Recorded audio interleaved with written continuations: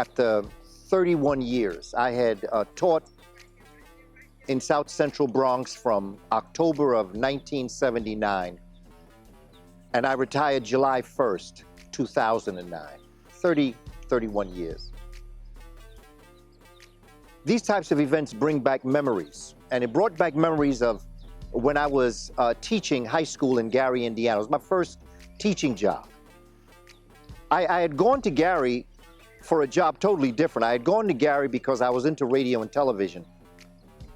And a African-American owned bank in Chicago, Seaway Bank, bought WLTH in Gary, Indiana, and they invited me out. I was an intern at WWRL, and I had done a lot of work in interning in radio.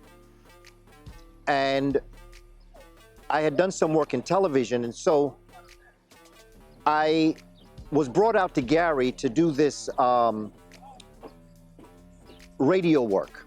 I spent time in production, and I was the weekend disc jockey. And while I was there, the teacher that was the radio television teacher went on sabbatical.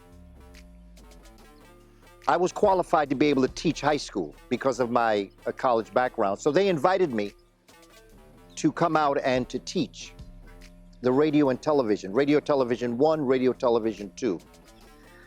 And so I found it interesting because I'm into radio, and it gave me a chance to be around young people in high school, get a sense of the music that they were into, get a sense of the things that they were doing. And so I took the job. And in taking the job, I was exposed to a number of different things.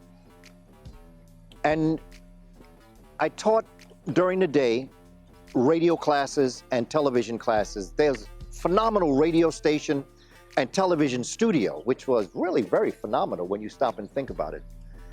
And so what I did was, in taking this job, I developed a relationship with the students. I worked at night in production, and I worked on the weekends in radio and television, so it didn't interfere with my job during the day teaching. So it was a perfect setup.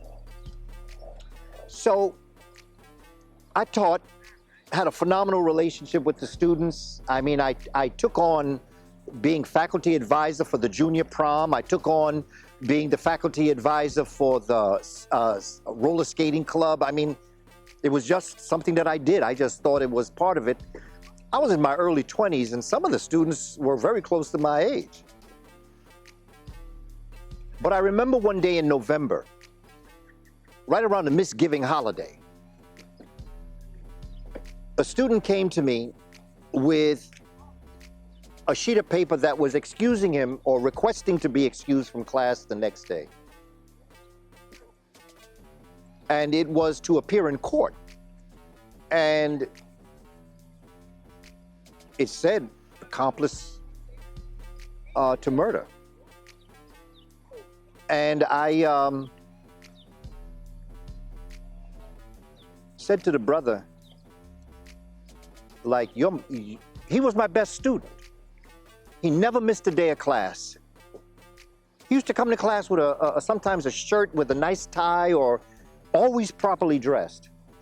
This was second period, and I remember it because of this incident. And I said to him, my brother, you're my best student. What's up? He said, well, you know, things happen. And I said, but you come to school every day. You've never missed my class. And he told me, well, your class is the only class I come to. I come in second period, and I leave at the end of second period just before third period. And I asked him, I said, well, why? What is it that brings you to my class? And he simply said, because I really feel that you respect me. It was funny because when I went to Gary, Indiana, some of my students, this was in 1977, some of my students knew the Jacksons. Their parents, some of the students' parents grew up with the Jacksons. Remember, Jacksons are coming out 66, 67, And here I am in Gary 10 years later, 1977. So the success of the Jackson 5 was very fresh in a lot of people's minds. In fact, I even went to the talent show that was given yearly where the Jackson 5 were recognized and where their process of success started. Small town in Indiana. I thought I was coming to Gary to give Gary the New York music experience. Little did I know that my time in Gary would change my entire perspective relating to my job in life, because when that young brother told me that, I found my place. I realized it wasn't going to be about putting more dips in your hips and cutting your strut and glide in your stride. It wasn't about talking all that talk on the radio and playing all the music and moving through radio and television.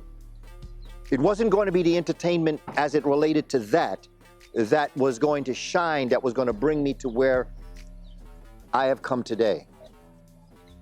I realized that it was education. And I realized that my greatest contribution to our community would be to educate our young people. And because I never went into education with the concept of having a degree,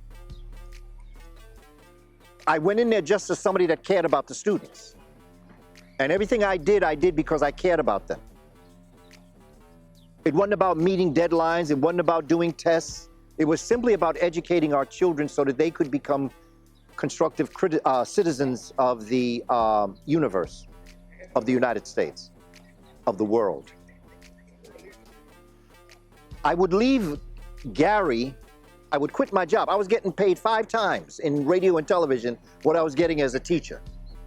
I literally wrote, signed my exit from radio and television.